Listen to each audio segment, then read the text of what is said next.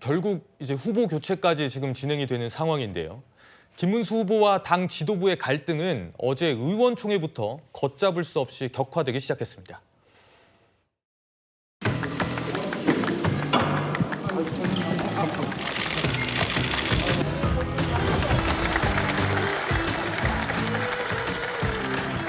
제가 후보님께 다소 과격한 발언을 내놓은 바가 있습니다.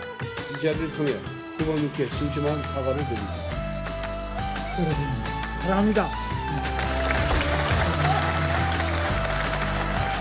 당 지도부는 무소속 후보를 우리 당의 대통령 후보로 만들기 위해 온갖 불법 부당한 수단을 동원하고 있습니다. 즉각 중단해 주십시오.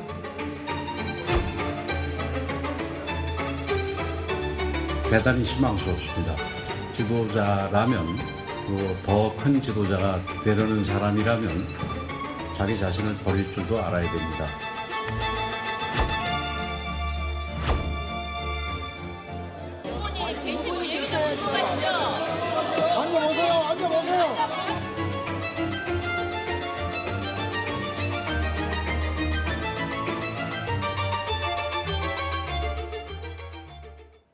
네, 방금 영상 보셨는데요, 홍 전 의원님. 네. 영상 초반부에는 뭐 하트도 하고 꽃다발도 주고 되게 화기애애한 분위기가 펼쳐지는 것 같았는데 마지막엔 또 권영세 비대위원장이 대단히 실망했다 이러면서 파국으로 치닫는 모습이었어요. 어제 의총 어떻게 보셨습니까?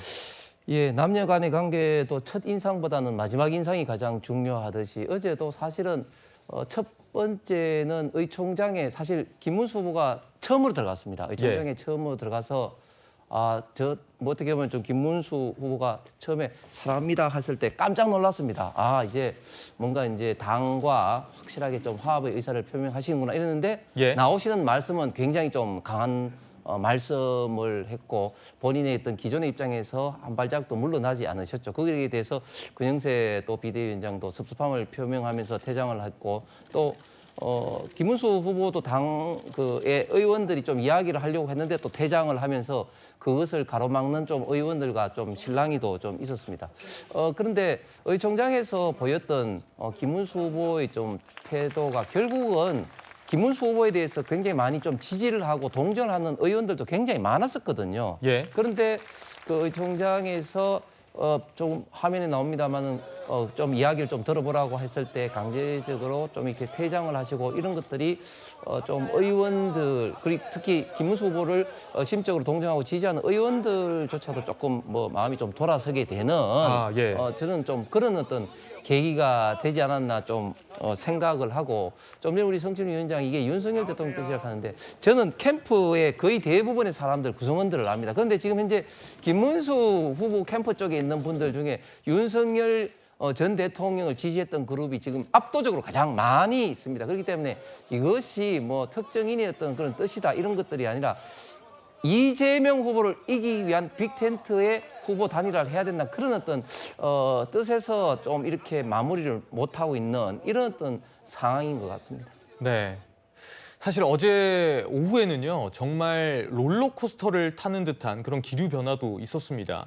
그러니까 왜냐하면 처음에는 이 선관위에서 당에서 진행했던 이 단일화 여론조사를 외부에 공표하지 못하도록 금지했기 때문에 이것이 오히려 김문수 후보 측에 유리한 것 아니냐, 김문수 후보 측이 승기를 잡는 것 아니냐 이런 얘기가 있었거든요. 이종근 평론가님. 네, 그렇습니다. 그러니까 공표를 못하게 된다면 원래 지금 당에서 하려고 했던 건 이것을 공표함으로써 봐라 이렇게 지금 한덕수 후보가 예를 들자면 한덕수 후보가 앞섰다고 했을 때 앞서고 있으므로 지금 김문수 후보가 양보해야 된다거나 혹은 그 여론조사를 통해서 새로운 어떤 후보로 이제 선출되는 어떤 과정을 하려고 했는데 공표가 불가능하다라고 통보한 순간 이것을 어떻게 할 것인가에 대한 어떤 해석이 굉장히 분분했어요. 실제로 그냥 밀어붙이려면 두 후보 간에 이 대리인들한테 이렇게 결과가 나왔으므로 공표는 딴 사람들한테 얘기하지 말고 이렇게 결과가 나왔어 승복하라 이렇게 하는 것이 가능하느냐. 근데 나중에 알고 봤더니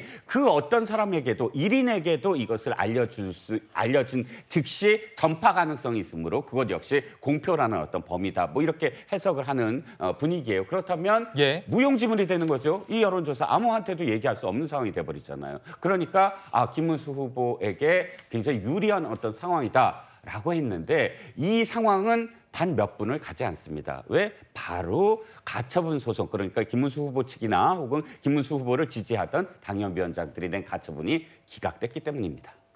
네, 그렇죠. 방금 말씀하신 것처럼 이 법원이 김문수 후보 측 가처분을 모두 기각하면서 또 상황이 반전이 됐습니다.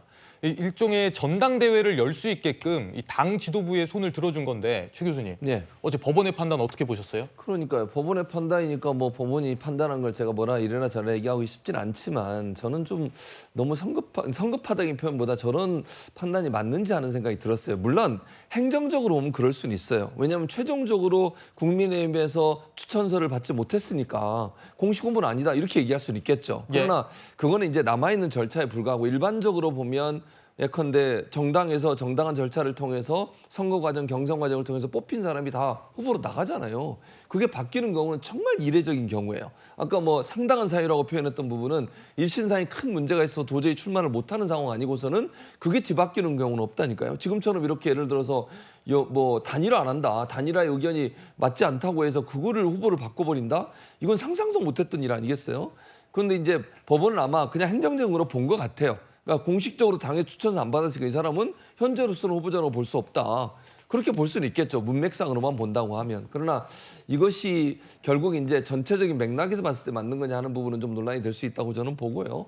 아마 이제 제가 볼 때는 법원은 그냥 문구 그대로 해석한 것 같아요. 예. 이게 이제 논란이 안 될 수도 있고 뭐 그게 객관성이라고 표현했을 수도 있겠지만 그러다 보니까 이런 경우가 나왔고 결국 이것이 김문수 후보한테 상당히 안 좋은 어떤 상황을 만드는 계기가 됐다고 볼 수 있을 것 같습니다.